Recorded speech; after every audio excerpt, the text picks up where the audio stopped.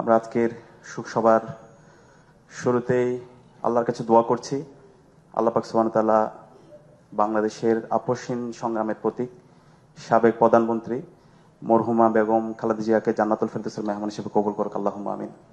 একই সাথে দোয়া করছি বাংলাদেশের সাবেক প্রেসিডেন্ট, যিনি সবসময় দেশের স্বাধীনতা, সার্বভৌমত্ব, অখণ্ডতার কথা বলেছেন, শহীদ প্রেসিডেন্ট জিয়াউর রহমানের জন্য আল্লাহ পাক সুবহানাহু ওয়া তাআলা শহীদ প্রেসিডেন্ট জিয়াউর রহমানকে জান্নাতুল ফেরদৌসের মেহমান হিসেবে কবুল করুক, আল্লাহুম্মা আমিন।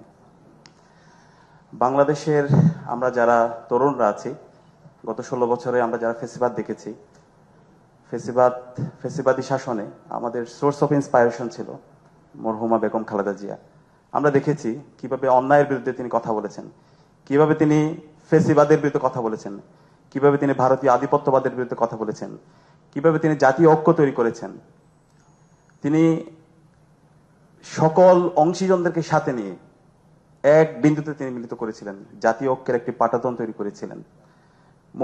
মরহুমা বেগম খালেদা জিয়ার যে রাজনীতি, শহীদ জিয়ার যে রাজনীতি, বাংলাদেশপন্থী রাজনীতি, সেই রাজনীতিটা আমাদের দরকার।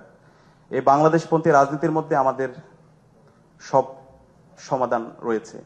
এই বাংলাদেশপন্থী রাজনীতিতেই বাংলাদেশের মাটি ও মানুষের কথা বলা হয়, ইসলামী মূল্যবোধের কথা বলা হয়।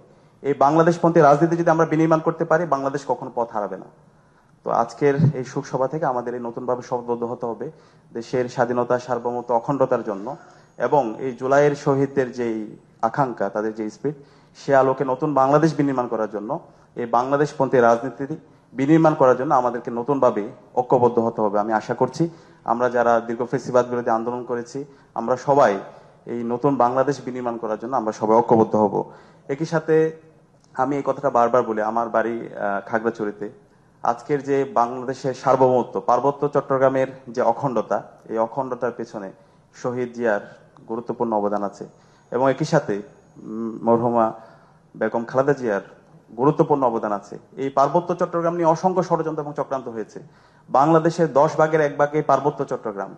শহীদ জিয়া এবং মরহুমা বেগম খালেদা জিয়া এই পার্বত্য চট্টগ্রামের সার্বভৌমত্ব এবং অখণ্ডতাকে রাখার জন্য যে পরিমাণ তিনি এফোর্ট দিয়েছেন, এই জাতি সারা জীবন শ্রদ্ধার সাথে ওনাদের এই অবদানগুলো স্মরণ রাখা দরকার। এবং একই সাথে ইতিমধ্যে আলোচনা হয়েছে দেশের শিক্ষার জন্য, স্বাস্থ্যের জন্য, সংস্কৃতির জন্য, সুস্থ ধারা সংস্কৃতি, যেটা আমরা বিগত ফেস্টিভালে আমরা দেখতে পেয়েছি, আমাদের এই সকল সংস্কৃতিকে ভেঙে চুরমার করে দেওয়া হয়েছে।